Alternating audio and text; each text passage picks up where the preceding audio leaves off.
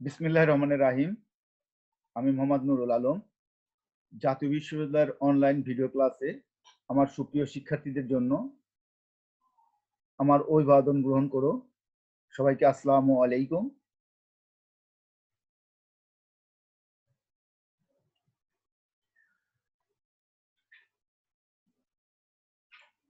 Welcome to online video lecture, national university, Bangladesh.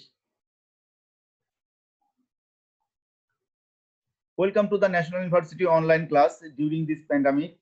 I feel proud to be the part of this National University online video class lecture as a resource person. This is National University campus. এটা হচ্ছে national university campus. আমরা আজকে যে course নিয়ে তোমাদের সাথে কথা বলবো বা যে কোর্সের ক্লাস আজকে আমরা তোমাদের সাথে শেয়ার করব সেটা হচ্ছে subject management, program BBA honours, 4th year, course code 242615, name of course Bangladesh economy, lecture 6, title of the lecture resource for development, presented by Nurul Alam, Associate Professor, Management, Government Edward College, Pabna, email nur91pab@gmail.com. This is Nurul Alam. এটা হচ্ছে জাতীয় বিশ্ববিদ্যালয়ের gate. আমরা জানি জাতীয় বিশ্ববিদ্যালয়ের গেটটা খুব সুন্দর এবং ক্যাম্পাস আমরা দেখেছি। লাল সবুজের বাংলাদেশ, যে আমাদের মহান মুক্তিযোদ্ধাদের আত্মত্যাগের বিনিময়ে বাংলাদেশ, এই বাংলাদেশের অর্থনীতি পড়তে গেলে বাংলাদেশের ইতিহাস আমাদেরকে স্মরণ করে এবং আমাদের বীর মুক্তিযোদ্ধা এবং যাদের আত্মত্যাগ তাদেরকে সেলুট দিয়ে আমরা আমাদের ক্লাসের যাত্রা শুরু করব এবং শুরু করছি। করোনাকালীন শিক্ষা কার্যক্রম চলমান রাখার স্বার্থে জাতীয় বিশ্ববিদ্যালয় এর উদ্যোগে অনলাইন ক্লাসে যুক্ত হতে পেরে আমি আনন্দিত। সবাইকে স্বাস্থ্যবিধি মেনে চলার আহ্বান জানাচ্ছি। সুপ্রিয় শিক্ষার্থীরা, আজকে আমরা ক্লাস শেষে যা যা শিখবো বা আমাদের শিখন ফল সেটা নিয়ে আমি আলোচনা করব এবং সেটাই তোমাদের সাথে প্রথমেই আমি তুলে ধরছি যে আমাদের আজকের শেষে আমরা কি কি জানবো। উন্নয়নের অর্থসংস্থান, উন্নয়নের অর্থসংস্থান, বাংলাদেশ উন্নয়নের অর্থসংস্থানের বিভিন্ন উৎস, বাংলাদেশের অভ্যন্তরীণ সম্পদ সংগ্রহের গুরুত্ব, বাংলাদেশের অভ্যন্তরীণ সম্পদ সংগ্রহের সমস্যা। আমরা জানবো বাংলাদেশের অভ্যন্তরীণ সম্পদ আহরণ বৃদ্ধির উপায় কি কি। এই হচ্ছে আমাদের মূলত আজকের যা আলোচনা করব বা যা শিখবো সেটা হচ্ছে আমরা আগে জেনে নিলাম যে আমরা ক্লাস শেষে আজকে এইগুলো আমরা জানবো এবং জেনে থাকবো। যাই হোক, এবার উন্নয়নের অর্থসংস্থান, আমার ফার্স্ট কথা একটু আসি যে উন্নয়ন কি। এটা আমরা ইতিপূর্বে জানি এবং আমরা জানি যে কোনো কিছুর উত্তরোত্তর বৃদ্ধি সাধন। ঠিক বাংলাদেশের উন্নয়ন বা বাংলাদেশের অর্থনীতি যেহেতু পড়তেছি তাহলে অবশ্যই অর্থনীতি বা আর্থসামাজিক অবকাঠামোর উন্নয়নের যে বিষয় সেটাই এখানে বলা হয়েছে অর্থসংস্থান। অর্থসংস্থান মানে এই যে উন্নয়নের যেসব কার্যক্রম এইগুলি সংগ্রহ করা হয় যেসব জায়গা থেকে বা যেভাবে এইসব ব্যয় নির্বাহের জন্য আর্থিক কালেকশন করা হয় বা নিয়ে আসা হয় সেটাকেই এখানে বলা হয়েছে। তাহলে উন্নয়নের অর্থসংস্থান কি বা কাকে বলে বা বলতে কি বুঝো, আমরা সেটা নিয়ে একটু জাস্ট আলোচনা করে আসি যে উন্নয়নের অর্থসংস্থানটা কি।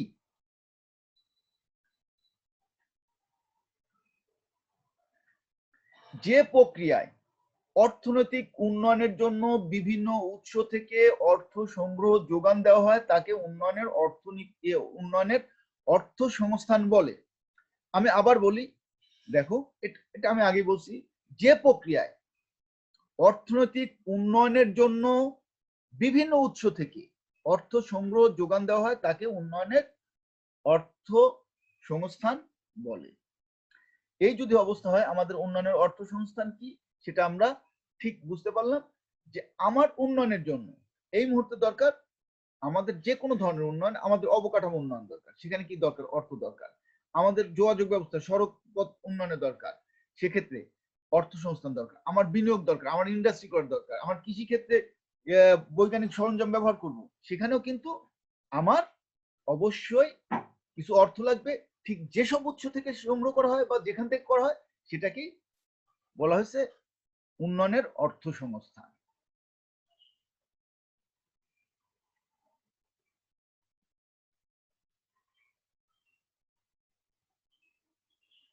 আমার প্রিয় শিক্ষার্থীরা, বাংলাদেশের অর্থনৈতিক উন্নয়নের অর্থ সংস্থানের বিভিন্ন উৎস, তার অর্থ কি যে আমাদের যে বাংলাদেশ উন্নয়নের যে অর্থ সংস্থান করে থাকি বা আমাদের যে উন্নয়নের বিভিন্ন অর্থ সংস্থান আছে, এটা যেসব জায়গা থেকে আমরা করে থাকি সেটাই আমাদের আজকের আলোচনার বিষয়, এবং সেটাই কোত্থেকে নিয়ে করে থাকি সেটা বিষয়।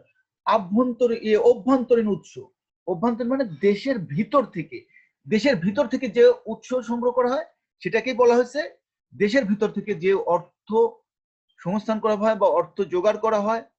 আমরা এর সংজ্ঞাতে কি করেছিলাম যে অর্থ সংস্থানের যেটা পড়েছিলাম যে প্রক্রিয়ার মাধ্যমে বিভিন্ন উৎস থেকে অর্থ সংগ্রহ যোগান দেওয়া হয়, তাই না? তাহলে আমাদের যে অর্থনৈতিক উন্নয়নের জন্য যে বিভিন্ন জায়গা থেকে যে করা হয় সেটাকেই বলা হয়েছে অভ্যন্তরীণ।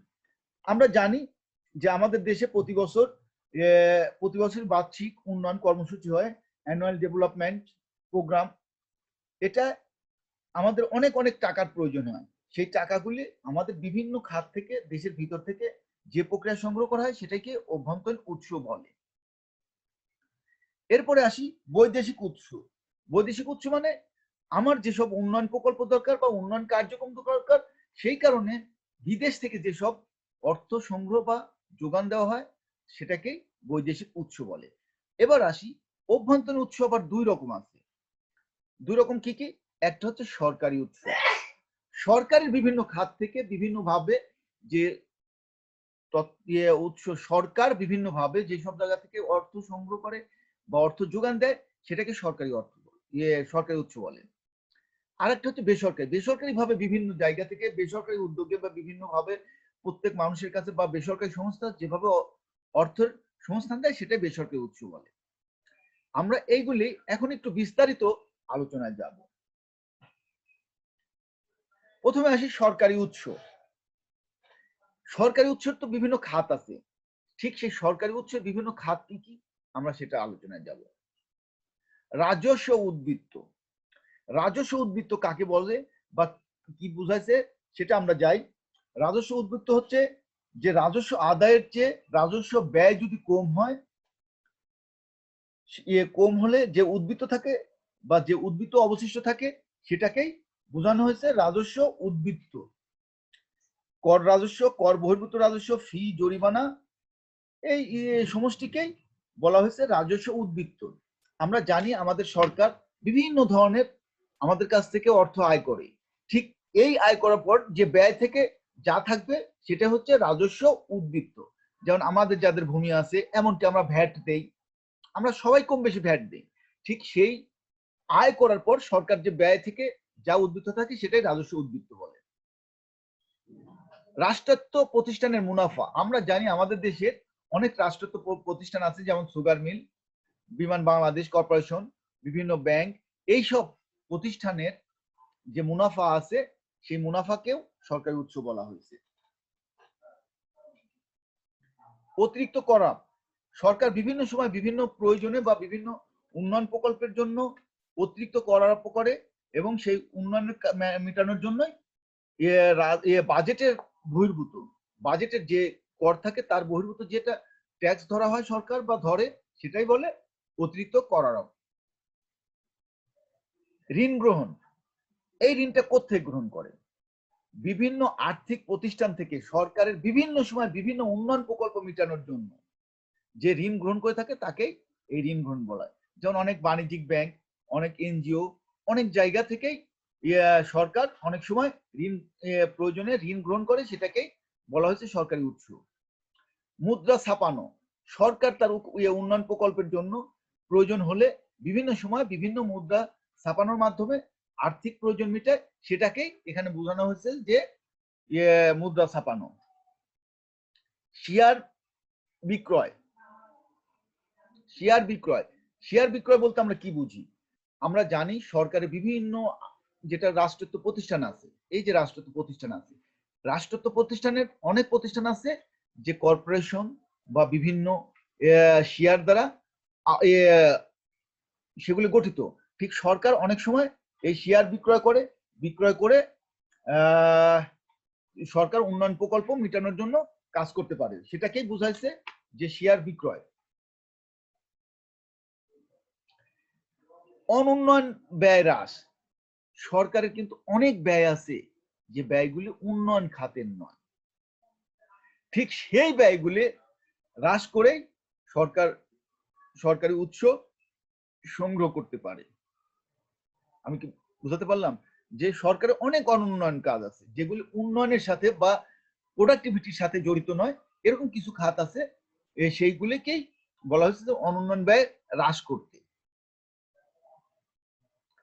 জাতীয় সঞ্চয় প্রকল্প, আমরা জানি যে সরকারের বিভিন্ন সময় সঞ্চয়পত্র, প্রাইজ বন্ড ইত্যাদি বিক্রয় করে জনগণের কাছ থেকে অর্থ সংকলন করে বা উন্নয়ন কাজ মেটানোর জন্য এরকম বিভিন্ন সময় সঞ্চয় পত্র বা প্রাইজ বন্ড বিক্রি করে মাধ্যমে অর্থ সংগ্রহ করে থাকে। নিট মূলধন আয়, নিট মূলধন আয়টা কি? এটা একটা বিষয়। সরকার জনগণের নিকট বন্ড, ডিবেঞ্চার, ঋণপত্র বিক্রয় করে অর্থ সংগ্রহ করে। আবার সরকার বিভিন্ন সংস্থা থেকে যেরকম সরকার রাষ্ট্রায়ত্ত প্রতিষ্ঠান আছে, সেই প্রতিষ্ঠানের নিট মুনাফা তার শেয়ার হোল্ডারদের ভিতর বন্টন না করে এই নিট মুনাফাও করতে পারে। ওকে, এরপরে আসি বেসরকারি উৎস, যেটা সরকারি উৎস নয়। ওকে, তাহলে বেসরকারি উৎস কি কি আছে সেটা আমরা যাই। যে সঞ্চয়, এই সঞ্চয়টা কাদের?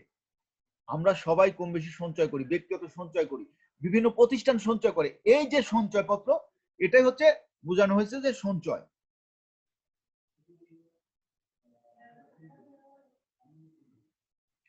এরপরে আসি মূলধন বাজারে শেয়ার বিক্রয়।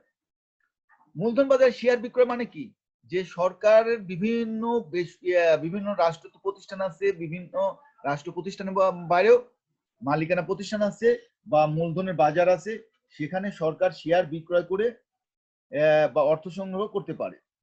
অর্থ বাজারে যেমন শেয়ার বিক্রয় করে সম্পদ আহরণ করতে পারে, এটাকেই বোঝানো হয়েছে যে সরকার বিভিন্ন প্রয়োজনের জন্য। ব্যাংক ঋণ, ব্যাংক ঋণটা কি?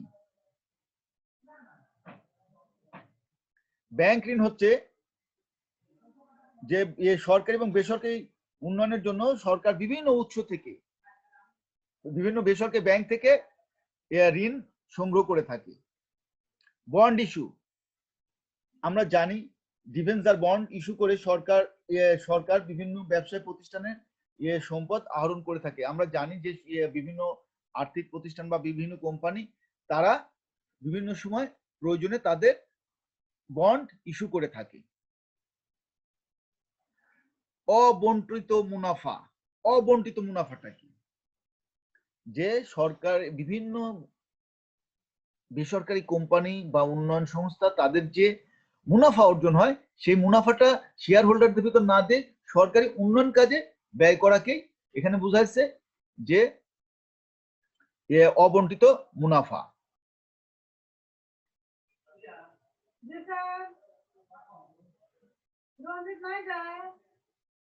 বৈদেশিক উৎস,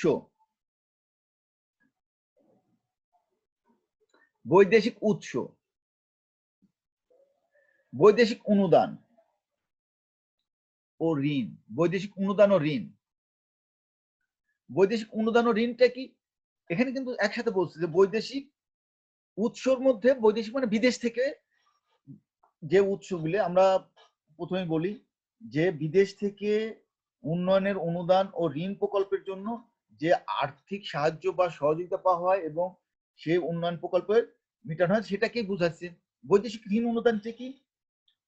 যে অনুদান ও ঋণের মাধ্যমে উন্নয়ন প্রকল্পের ব্যয় মিটানো হয়।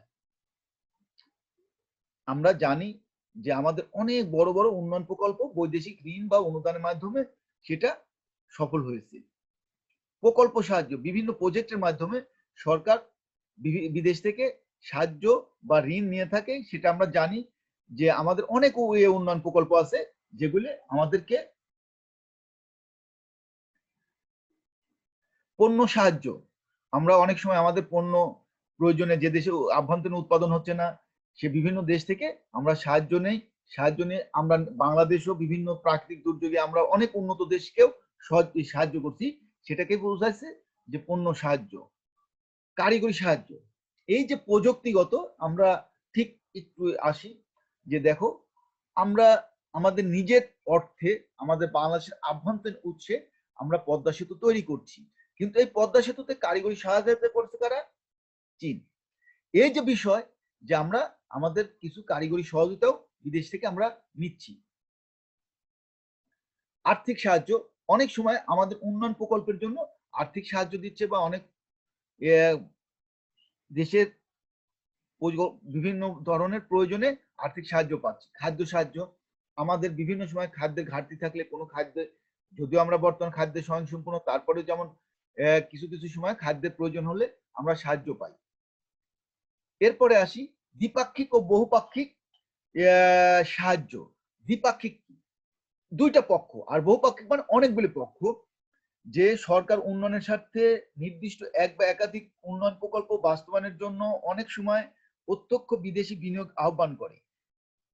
এই বিনিয়োগের ক্ষেত্রে সাহায্য গ্রহীতা দেশ বৈদেশিক সাহায্য গ্রহণের চুক্তি করে, আর এই চুক্তি দ্বিপাক্ষিক চুক্তি বলে।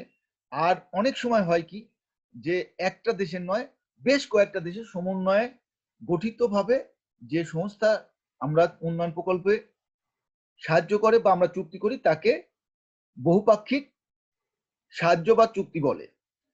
বাংলাদেশ, ইউএসএ, কানাডা ইত্যাদি দেশের আলাদা আলাদাভাবে দ্বিপাক্ষিক চুক্তি করে এবং বহুপাক্ষিক চুক্তিও করে। প্রত্যক্ষ বৈদেশিক বিনিয়োগ মানে সরাসরি বিদেশ আলাদা আমাদের দেশে এসে সরাসরি বিনিয়োগ করছে। আমরা জানি আমাদের পাকশিতে বা বিভিন্ন ইপিজেডে বহু দেশ আছে, যেমন গত ক্লাসে আমরা বলেছি যে চট্টগ্রামের কর্ণফুলীতে দক্ষিণ কোরিয়া একটা ইপিজেডি করছে। এই যে প্রত্যক্ষ বিনিয়োগ করছে মানে সরাসরি তারা বিনিয়োগ করে উৎপাদন করছে, সেটাকে বোঝাচ্ছে। যাই হোক, এই হচ্ছে আমাদের সরকারের অর্থনৈতিক উন্নয়নের বিভিন্ন উৎসসমূহ আলোচনা করলাম। এখন আমরা যে এই যে বিষয় আমাদের অভ্যন্তরীণ যে সম্পদ সমাবেশ, এটা কাকে বলে সেটা আমরা যাই যে অভ্যন্তরীণ সম্পদ সমাবেশটা কি। অভ্যন্তরীণ সম্পদ সমাবেশ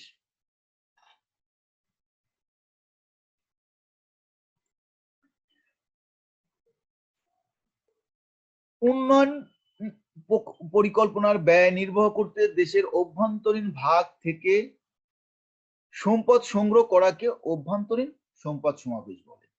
আমি আবার বলি, উন্নয়ন পরিকল্পনা ব্যয় নির্বাহের জন্য বা নির্বাহ করতে দেশের অভ্যন্তরীণ ভাগ থেকে সম্পদ সংগ্রহ করাকে অভ্যন্তরীণ সম্পদ সমাবেশ বলে।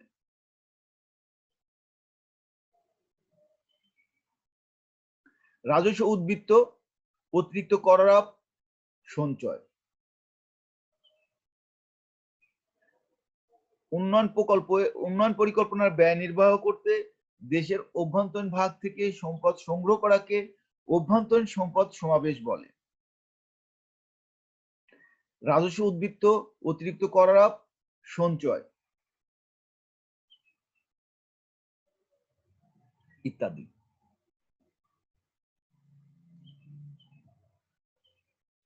এবার আমরা জানবো বাংলাদেশের অভ্যন্তরীণ সম্পদ সংগ্রহের প্রয়োজনীয়তা কি। আসলে আমাদের দেশে যে অভ্যন্তরীণ সম্পদ সংগ্রহের যে প্রয়োজনীয়তা আছে সেটাই বা কি, সেটাই কি আছে সেটা আমরা আজকে আবার জানবো। অভ্যন্তরীণ সম্পদ সংগ্রহের গুরুত্ব ও প্রয়োজনীয়তা কি? প্রবৃদ্ধির হার বাড়ানো। আমরা জানি আমাদের যদি দেশের প্রবৃদ্ধি বৃদ্ধি না থাকে বা প্রবৃদ্ধি না থাকে, তাহলে আমরা আমাদের যে উৎপাদন, সেটার জন্য আমাদের কি দরকার? বিভিন্ন কর্মসূচি দরকার, বিনিয়োগ, কর্মসংস্থান, উৎপাদন বাড়ানোর জন্য প্রবৃদ্ধির, এগুলি হলে আমাদের প্রবৃদ্ধি বাড়বে এবং বেকার সমস্যাও সমাধান হবে এবং প্রবৃদ্ধি হবে এবং অভ্যন্তরীণ উৎপাদন বাড়বে, দেশের সম্পদও বাড়বে। সুতরাং প্রবৃদ্ধি বাড়ানোর জন্য অভ্যন্তরীণ সম্পদ সংগ্রহ করা প্রয়োজন। উন্নয়ন প্রকল্প বাস্তবায়ন। উন্নয়ন প্রকল্প মানে বাংলাদেশের বিভিন্ন উন্নয়ন প্রকল্প বাস্তবায়নের প্রয়োজনে বিভিন্ন চাহিদা মেটানোর জন্য অভ্যন্তরীণ সম্পদ সংগ্রহ। এটা যেটা বলি যে আমাদের উন্নয়ন প্রকল্পের একটা উদাহরণ দেই, পদ্মা সেতু আমাদের অর্থে হচ্ছে, ঠিক এই অর্থের জন্য আমাদের সরকারি যারা চাকরি করি আমরা সবাই একদিনের দিয়েছি, আমরা খুব ন্যূনতম দেই, ঠিক সরকার এভাবে বিভিন্ন সেক্টর থেকে কিছু অর্থ আদায় করছে যে উন্নয়ন প্রকল্প বাস্তবায়ন করার জন্য, যার ফলে কি হয়েছে যে এত বড় এত হাই রাইজ একটা প্রকল্প আমরা বাস্তবায়ন করছি এবং প্রায় শেষের পথে। সুতরাং অভ্যন্তরীণ প্রয়োজন কি সেটা বোঝাতে পেরেছি। উৎপাদন বৃদ্ধি। যদি আমাদের দেশের উৎপাদন বৃদ্ধি বা বিভিন্ন শিল্প কারখানা গড়ে তোলা যায় তাহলে অবশ্যই উৎপাদন বাড়বে। আমাদের কৃষি নির্ভর, কৃষিতে বিনিয়োগ করলে উৎপাদন বাড়বে। এরপরে আসি যে মূলধন ঘাটতি পূরণ। অবশ্যই মূলধনের ঘাটতি পূরণ করার জন্য যে আমাদের বড় বড় কিছু কাজ করতে গেলে, প্রকল্প করতে গেলে মূলধন দরকার, আর সেটার জন্য অভ্যন্তরীণ সম্পদ সংগ্রহ খুবই গুরুত্বপূর্ণ। বিনিয়োগ বৃদ্ধি। বিনিয়োগ বৃদ্ধি কেন করব? যে আমাদের বড় বড় ইন্ডাস্ট্রি বেকার সমস্যা সমাধানের জন্য, দেশের উৎপাদন বাড়ার জন্য বিনিয়োগ বৃদ্ধি করলে আমরা বড় বড় ইন্ডাস্ট্রি বা বড় বড় প্রকল্প গড়ে তুলতে পারবো বা উন্নয়ন প্রকল্পে কাজ করতে পারবো। কৃষি ও শিল্প উৎপাদন বৃদ্ধি। আমরা জানি যে এই দেশ কৃষি নির্ভর, কৃষিতে যদি আমরা বিনিয়োগ করতে পারি, আমরা যদি প্রযুক্তি ব্যবহার করতে পারি, উন্নত সার, বীজ, কীটনাশক ব্যবহার করতে পারি, আমাদের কৃষি হবে। ঠিক অনুরূপ কৃষিতেও, শিল্পতেও আমাদের যদি বিভিন্ন প্রকার ইন্ডাস্ট্রি গড়ে তোলে, যেমন আমরা গার্মেন্ট শিল্পে অনেক করেছি, ঠিক আমাদের ওষুধ শিল্প, সিমেন্ট শিল্প বিদেশে রপ্তানি হচ্ছে, ঠিক এরকম যদি আরো অনেক ইন্ডাস্ট্রি গড়ে তুলতে পারি তাহলে আমাদের শিল্প উৎপাদনও বৃদ্ধি পাবে। প্রাকৃতিক সম্পদের ব্যবহার। আমরা জানি আমাদের এখনো প্রাকৃতিক সম্পদের আমরা পরিপূর্ণ ব্যবহার করতে পারছি না। যেমন আমরা পর্যটন শিল্পকেও আমরা পরিপূর্ণভাবে ব্যবহার করতে পারছি না, কৃষিকেও পারছি না। সুতরাং আমার পিছনে একটা জিনিস দেখছি যে একটা সুন্দর একটা প্রাকৃতিক দৃশ্য, এটা একটা ইপিজেড হিসাবে পর্যটন শিল্পে গড়ে তোলা যায়। ঠিক এরকম কিছু যদি আমরা গড়তে পারি আমাদের প্রাকৃতিক সম্পদও ব্যবহার হবে। বেকারত্ব দূর করার জন্য আমাদের যে আমরা নতুন নতুন প্রকল্প, নতুন নতুন কর্মসংস্থান সৃষ্টি করলে, নতুন নতুন শিল্প প্রতিষ্ঠান গড়ে তুললে বেকারত্ব দূর হবে। মানব সম্পদ উন্নয়ন খুব গুরুত্বপূর্ণ একটা জিনিস, যে আমাদের দেশের মানব সম্পদ উন্নয়নের জন্য বিভিন্ন ট্রেনিং, বিভিন্ন কারিগরি শিল্প প্রতিষ্ঠান বা প্রযুক্তি নির্ভর শিক্ষা, এগুলির জন্য আমাদের বিভিন্ন প্রজেক্ট দরকার, বিভিন্ন প্রকল্প দরকার, যার ফলে আমরা মানব সম্পদ উন্নয়ন করতে পারবো এবং এই উন্নয়নের ফলে দক্ষ মানব সম্পদ রূপান্তরিত হবে, যেটা অভ্যন্তরীণ সম্পদ দিয়ে সম্ভব। দারিদ্র বিমোচন। যদি আমরা মানব সম্পদ উন্নয়ন করতে পারি, বেকারত্ব দূর করতে পারি, তাহলে দারিদ্র বিমোচনও অনেকাংশেই কমে যাবে। বাণিজ্যে ব্যবধান দূরকরণ। আমরা জানি যে আমাদের রপ্তানির চেয়ে আমদানির পরিমাণ বেশি। এই যে আমদানি রপ্তানির পরিমাণ বেশি, আমরা যদি দেশে বিভিন্ন ধরনের নিজেদের চাহিদা পূরণ করার জন্য যদি উৎপাদন বৃদ্ধি করতে পারি, যেমন আমরা খাদ্যে প্রায় স্বয়ংসম্পূর্ণ হওয়ার পথে, কিন্তু জনসংখ্যা বাড়ার সাথে সাথে কিন্তু উৎপাদন অনেক বাড়ছে। ঠিক এরকম যদি আরো আমরা করতে পারি তাহলে কিন্তু আমাদের কিছু দ্রব্য সামগ্রী আমদানি করতে হবে না। ঠিক এটাই বোঝাচ্ছে যে আমদানি রপ্তানির ব্যবধান দূরকরণ। স্বনির্ভর অর্থনীতি। আমাদের অর্থনীতিকে আমরা স্বনির্ভর হিসেবে যদি গড়ে তুলতে চাই তাহলে অভ্যন্তরীণ সম্পদ থেকে আমরা সম্ভব। তথ্য প্রযুক্তি বিকাশ। গ্লোবালাইজেশনের যুগে যদি আমরা তথ্য প্রযুক্তি নির্ভর না হতে পারি তাহলে আমরা কিন্তু আগাতে পারবো না। সেই জন্য দরকার আমাদের অভ্যন্তরীণ সম্পদ সংগ্রহ। আমরা সবাই জানি যে আমাদের তরুণ সমাজ তথ্য প্রযুক্তি নির্ভর হিসাবে শক্তি হিসেবে গড়ে উঠছে, সেটার জন্য আমাদের বিনিয়োগ দরকার। সঞ্চয় বিনিয়োগের ব্যবধান, সঞ্চয় এবং বিনিয়োগ, যদি শুধু সঞ্চয় হলে হবে না, সেটাকে প্রপার ইউটিলাইজ করার জন্য বিনিয়োগ দরকার, এই ব্যবধানটাও হ্রাস হওয়া দরকার। আমার প্রিয় শিক্ষার্থীরা, আমরা এত সময় আলোচনা করলাম যে বাংলাদেশের অভ্যন্তরীণ সম্পদ সংগ্রহের গুরুত্ব ও প্রয়োজনীয়তা। এখন আসি, এই যে সম্পদ সংগ্রহ করার এত প্রয়োজনীয়তা যদি তাই থাকে, তাহলে তো অবশ্যই সেই সম্পদ সংগ্রহ করতে হবে, তাই না? কিন্তু সেই সম্পদ সংগ্রহ করতে চাইলে কি সংগ্রহ করা যায় না? সেখানেও কিছু সমস্যা আছে। তাই বাংলাদেশের অভ্যন্তরীণ সম্পদ সংগ্রহের সমস্যা আছে। সেই সমস্যাগুলি কি কি আছে সেটা নিয়ে আমরা এখন আলোচনা করব।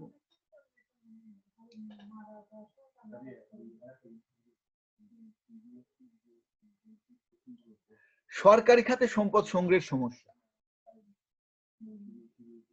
এখন আসি সরকারি খাতে, আমরা যেহেতু সরকারি বেসরকারি খাত আছি, সরকারি খাতে সম্পদ সংগ্রহ কি? প্রত্যক্ষ কর রাজস্বের স্বল্পতা। এই যে আমরা যারা আয় কর দেই বা আমাদের কাছ থেকে ভূমি কর বা বিভিন্ন কর যেটা সরকার আদায় করে, সেটার স্বল্পতা রয়েছে এবং সেটার পরিমাণ খুব কম। এরপরে আসি পরোক্ষ করের ব্যাপকতা। পরোক্ষ করটা কি? যে পরোক্ষ করের ব্যাপকতা মানে পরোক্ষ কর এত বেশি আছে যার কারণে সেটাও আয়ের সমস্যা আছে। পরোক্ষ করের ব্যাপকতাটা কি? যে আমরা জানি যে পরোক্ষ কর হচ্ছে যে সরাসরি বাজেটে যে কর থাকে না, বা বাজেটের বহির্ভূত ভাবে সরকার বিভিন্ন সময় বিভিন্ন ভাবে যে কর আরোপ করে থাকে, সেটাকেই পরোক্ষ কর বলা হয়েছে।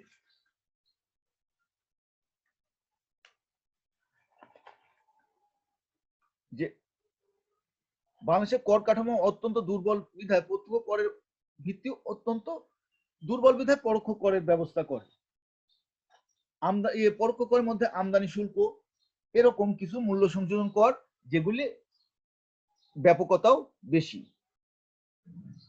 অতিরিক্ত কর আদায়ের সমস্যা, যে সরকারের বিভিন্ন সময় বিভিন্ন প্রয়োজন, সেই সময় যদি জনগণের কাছ থেকে কিছু অতিরিক্ত কর আদায় করতে চায়, সেটাও সরকার করতে পারে না, আমরা দেই না, কিন্তু সেটা তো পরবর্তীতে আমাদেরই লাভ, কিন্তু এটাও আমাদের সমস্যা। সঞ্চয় প্রকল্প, আমাদের সঞ্চয় প্রকল্প এত দুর্বল অবস্থা যে আমরা সঞ্চয় কি, সঞ্চয় করে যে লাভবান হওয়া যায়, সঞ্চয় করলে আমাদের যে নিজেদের ভবিষ্যতের একটা নিরাপত্তা, সেটাও আমরা জানি না, সেটাও আমাদের সমস্যা। এই জন্য সঞ্চয়পত্র খুব একটা বিক্রি হয় না এবং সঞ্চয় প্রকল্পটাও সমস্যা আমাদের দেশে। মুদ্রাস্ফীতি, আমরা জানি অর্থের মুদ্রাস্ফীতিটা এই দেশে ব্যাপক। রাষ্ট্রত্ব প্রতিষ্ঠানের লোকসান, আমরা জানি যে আমাদের দেশে যেসব রাষ্ট্রত্ব প্রতিষ্ঠানগুলি আছে সেগুলি লাভ খুব কম হয়, অধিকাংশগুলি প্রতিষ্ঠানগুলি লোকসানে থাকে, বরং সেখানে আরো টাকা ইনভেস্ট করতে হয়। আমরা জানি আমাদের খুব একটা বড় একটা ইন্ডাস্ট্রি ছিল যে আদমজি জুট মিল, আমরা জানি সেটা বন্ধ হয়ে গেছে। এরকম আরো বেশ কিছু রাষ্ট্রায়ত্ত প্রতিষ্ঠান আছে যারা লাভ তো দূরে থাক আরো লোকসান করে, যেখানে আরো ব্যয় করতে হয়। মুদ্রা ছাপানোর সমস্যা, সরকার চাইলেই সবসময় মুদ্রা ছাপাতে পারে না, সেখানেও একটু সমস্যা হয়। সেখানেও সরকারকে বিভিন্ন আমলাতান্ত্রিক জটিলতা এবং বেশ সময় সাপেক্ষে এবং ব্যয়বহুল এবং হয়ে থাকে বিধায় মুদ্রা ছাপানোর সমস্যা হয়। এত সময় আমরা আলোচনা করলাম সরকারি খাতে, তাহলে তো আমাদের বেসরকারি খাতেও কিছু সমস্যা আছে। বেসরকারি খাতে সমস্যা কি? স্বল্প মাথাপিছু আয়, আমাদের মাথাপিছু আয়টা স্বল্প, খুব বেশি না,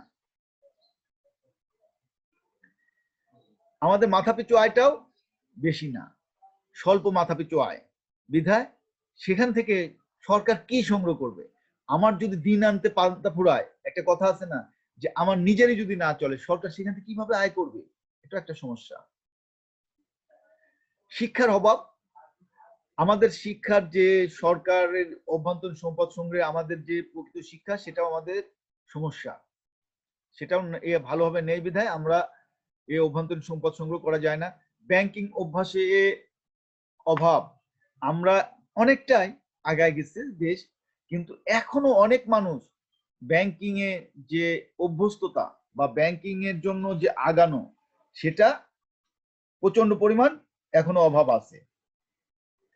দেশে যে সঞ্চয় করার ক্ষমতা রাখে সেই সঞ্চয়ের মাধ্যমে ব্যাংকিং গড়ে ওঠেনি। গ্রাম অঞ্চলে মানুষ এখন টাকা পয়সা জমা রাখা সম্পর্কে বিস্তারিত কিছু জানেই না।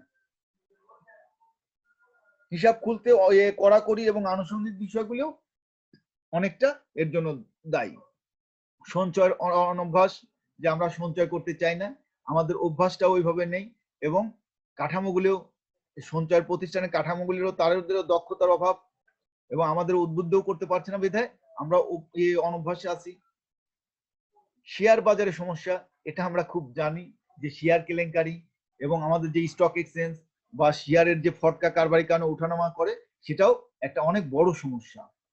সম্পদ পাচার, আমরা জানি এদেশের অনেক দুর্নীতিবাজ এবং অনেক লোক সরকারি বৈধ এবং অবৈধ পথে সম্পদ পাচার করে, এটাও অভ্যন্তরীণ সম্পদ সংগ্রহের অনেক বড় একটা সমস্যা। এবার আসি, এই যে আমাদের এত সমস্যা, তারপরেও বাংলাদেশের সরকারি খাতে অভ্যন্তরীণ সম্পদ আহরণ বৃদ্ধির উপায়। তাহলে সরকারি খাতে কিভাবে আমরা বৃদ্ধি করব সেটা আমরা জানি। যাই,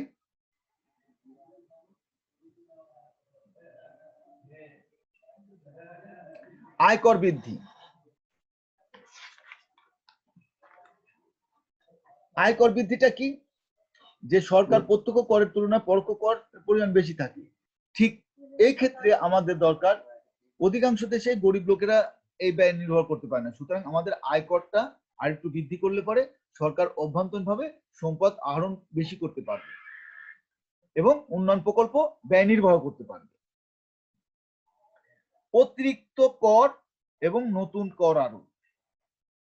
দেখো, যে সরকারের নির্ধারিত যা কর আছে এর বাইরেও অনেক সময় অতিরিক্ত, যেমন ভ্যাট বা নতুন করে আরো কর আরোপ করে থাকে, যেটা আমাদেরকে উৎসাহী করার চেয়ে নিরুৎসাহিত করে ফেলে এবং সিস্টেমগুলি আমাদেরকে আরো কর আরোপ থেকে, ঠিক সরকারকে কি করতে হবে, অতিরিক্ত কর আরোপ করতে হবে এবং নতুন কর আরোপ করতে হবে বিভিন্ন খাত বিভিন্ন। যেমন আমরা জানি 1992 সালে সরকার ভ্যালু অ্যাডেড ট্যাক্স বা ভ্যাট করার ফলে আয়ের বড় একটা উৎস পেয়েছে। আমরা জানি যে আমাদের মোবাইল, সেখানেও ট্যাক্স আরোপ করে সরকার একটা, ঠিক এরকম কিছু নতুন নতুন কর আরোপ করতে হবে। কর বহির্ভূত রাজস্ব আদায় বৃদ্ধি। এখন আসি যে কর বহির্ভূত রাজস্ব আদায় বৃদ্ধি, এটা আবার কেমন? কর বহির্ভূত রাজস্ব আদায় কেমন? আমাদের দেশে রাষ্ট্রায়ত্ত ব্যাংক ও শিল্প ব্যাংক প্রতিষ্ঠান মুনাফা, টেলিফোন ও টেলিফোন বোর্ডের আয় এবং বিভিন্ন স্বায়ত্তশাসিত কর্পোরেশনের আয় সরকারের কর বহির্ভূত রাজস্ব আদায়, এটা আরো বাড়াতে হবে এবং আমরা অনেক আগায় যাব। ঠিক এইসব প্রতিষ্ঠানের মুনাফা আরো বাড়াতে হবে। আবগারি শুল্ক, আমরা জানি যে বিদেশ থেকে যেসব আমরা আমদানি করি সেখানে উপর সরকার যে শুল্ক আরোপ করে সেটাকে বোঝানো হয়েছে যে আবগারি শুল্ক। আমাদের বিলাসী দ্রব্যের উপর আরো অধিকারে যদি আবগারি শুল্কটা দেওয়া যায় তাহলে কিন্তু রাজস্ব আয় বা অভ্যন্তরীণ সম্পদ বৃদ্ধি পাবে। কর ফাঁকি রোধ, খুব গুরুত্বপূর্ণ একটা জিনিস। আমরা জানি আমাদের দেশে মানুষের সরকারকে ফাঁকি দেওয়ার প্রবণতা অনেক বেশি, সুতরাং এই যে আমরা যারা কর যাতে ফাঁকি না দিতে পারি, ট্যাক্স যাতে ফাঁকি না দিতে পারি, সেই ব্যবস্থাও করতে হবে। বিলাসী দ্রব্যের উপর কর আরোপ, আমরা জানি বিদেশ থেকে প্রচুর বিলাসী দ্রব্য এদেশে আমদানি করি, এই বিলাসী দ্রব্যগুলির উপরও কর আরোপ করে আমরা অভ্যন্তরীণ সম্পদ আহরণ বৃদ্ধি করতে পারি। আপ্যায়ন কর, একটা জিনিস খুব ভালো জানি যে আমাদের দেশে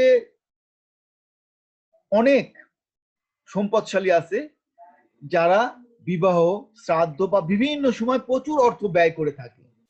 যদি আমরা এই সব জায়গায় যে পরিমাণ ট্যাক্স বা বিধান আছে সেখানে যদি আরেকটু বৃদ্ধি করি তাহলে আমাদের কিন্তু অভ্যন্তরীণ সম্পদ আরো বৃদ্ধি পাবে। দুর্নীতি রোধ, এটা একটা গুরুত্বপূর্ণ। আমাদের দেশের দুর্নীতিটা অনেক বড় একটা জিনিস, এই দুর্নীতিটা রোধ করতে হবে। যদি দুর্নীতি রোধ না করতে পারি আমরা কিন্তু সহজে এই অভ্যন্তরীণ সম্পদ বৃদ্ধি করতে পারবো না। রাষ্ট্রায়ত্ত প্রতিষ্ঠানের মুনাফা বৃদ্ধি, আমাদের যেসব রাষ্ট্রায়ত্ত প্রতিষ্ঠান আছে, ব্যবসা প্রতিষ্ঠান আছে, সরকারি যেসব কর্পোরেশন আছে, সেগুলির মুনাফা বৃদ্ধি করতে হবে। সঞ্চয় প্রকল্পের উন্নয়ন, বিভিন্ন সঞ্চয় প্রকল্পের উন্নয়ন করতে হবে, কারণ আমরা আমাদেরকে আরো উদ্বুদ্ধ করতে হবে যাতে আমরা সঞ্চয়ী হতে পারি, সেটাও সরকারকে উন্নয়ন করতে হবে। এই হচ্ছে আমাদের বাংলাদেশ সরকারি খাতে অভ্যন্তরীণ সম্পদ আহরণ বৃদ্ধির উপায়গুলি। এবার আমরা আসি, সরকারিগুলি তো আলোচনা করলাম, বাংলাদেশে বেসরকারি খাতে অভ্যন্তরীণ সম্পদ আহরণ বৃদ্ধির উপায় কি কি আছে সেটা নিয়ে আমরা আরেকটু আলোচনা করব। ফার্স্ট আছে সঞ্চয়ে উৎসাহ প্রদান। এই যে আমরা দেশের যে 16 কোটি মানুষ, আমরা যদি প্রত্যেকেই একদিনে 1 টাকা করে রাখি তাহলে 16 কোটি টাকা হয়। ঠিক এরকম যদি আমাদের সঞ্চয় আরো উদ্বুদ্ধ করে এবং সঞ্চয় নিরাপত্তা প্রদান করে, তাহলে কিন্তু আমাদের বাংলাদেশ সঞ্চয়ে আরো বেশি উদ্বুদ্ধ হবে, এবং যার ফলে কি হবে, যে দেশের অর্থনৈতিক প্রবৃদ্ধি বা সম্পদ আহরণ পাবে। যদি বিভিন্ন ব্যাংক বা বীমা প্রতিষ্ঠান সুদের হার বৃদ্ধি করে, জনগণের সঞ্চয় উদ্বুদ্ধ হয় এবং জনগণ সঞ্চয় করলে অনেক সম্পদশালী হবে। বিনিয়োগের সুযোগ, আমাদের যে কোনো অর্থ যে কোনো সময় বিনিয়োগের একটা সহজ সুযোগ থাকতে হবে, এবং সহজ সুযোগ থাকলে আমরা সহজেই সেগুলি বিনিয়োগ করতে পারবো এবং সহজেই আমরা সেক্ষেত্রে আমাদের মুনাফা অর্জন করতে পারবো, বিধায় আমরা আগ্রহী হব। সঞ্চিত অর্থের লাভজনক বিনিয়োগ যদি করা যায় তাহলে মুনাফায় উৎসাহিত হয়ে আমরা সঞ্চয় করি। শেয়ার বাজারের উন্নয়ন, যেটা সহজ একটা কথা, এর আগেও আলোচনা হয়েছে যে বাংলাদেশের শেয়ার কেলেঙ্কারি একটা কথা আছে। সেই শেয়ার বাজারের বিভিন্ন সিস্টেমে যাতে ইনভেস্ট করার পর বা বিনিয়োগ করার পর যাতে সরকার ঝুঁকির মধ্যে না পড়ে বা সবসময় ঝুঁকি না থাকে, বা ফটকারি কারবারিদেরকে নিয়ন্ত্রণ রাখতে হবে, তবে বেসরকারি খাতে সম্পদ আহরণ বৃদ্ধি করা সম্ভব। শিক্ষা বিস্তার, আমাদের শিক্ষার এই সম্পদ বা বিভিন্ন যে শিক্ষায় শিক্ষিত হওয়া দরকার সেটা থেকে আরো বিস্তার লাভ করতে হবে। ব্যাংক ব্যবস্থার উন্নতি, যেমন আমাদের ব্যাংক ব্যবস্থা এখনো উন্নয়ন হতে পারে নাই, আমরা ব্যাংকিং দেখলেই ভয় পাই, ব্যাংকের থেকে ঋণ নিতে ভয় পাই, ব্যাংকে জমা রাখতে ভয় পাই। এই জন্য ব্যাংক ব্যবস্থার উন্নয়ন করতে হবে। আমরা স্থায়ী আমানত, এফডিআর বা এরকম কিছু ক্ষেত্রে কিন্তু এখনো ব্যাংক থেকে আমরা দূরে থাকার চেষ্টা করি, কারণ ওখানে টাকা রাখলে যে মুনাফা হবে বা সুদে টাকা বাড়বে সেটা হয় না, বিধায় আমরা ব্যাংক ব্যবস্থায় খুব একটা অভ্যস্ত হচ্ছি না, এবং আমরা সেই টাকা অন্যভাবে ব্যয় করার সঞ্চিত রাখার চেষ্টা করছি। সম্পদ পাচার রোধ, অবশ্যই আমাদের যে উচ্চবিত্ত বা দুর্নীতিবাজদের প্রচুর টাকা আছে, সেই সম্পদ পাচার রোধ করতে হবে।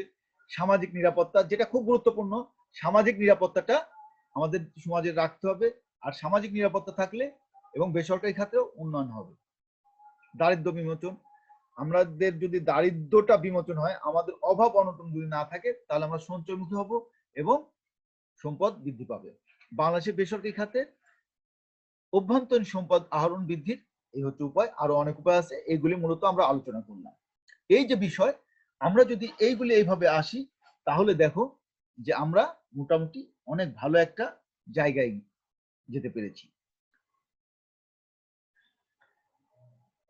এত সময় মনোযোগ সহ এই ক্লাস উপভোগ করার জন্য আমার প্রিয় শিক্ষার্থীদেরকে জাতীয় বিশ্ববিদ্যালয়ের পক্ষ থেকে আমি ধন্যবাদ জানাচ্ছি। জাতীয় বিশ্ববিদ্যালয়ের অনলাইন ক্লাসে উপস্থিত থাকার জন্য অনেক অনেক ধন্যবাদ। সবার সুস্বাস্থ্যতা কামনা করে আজকের ক্লাস এখানে শেষ করছি। আসসালামু আলাইকুম।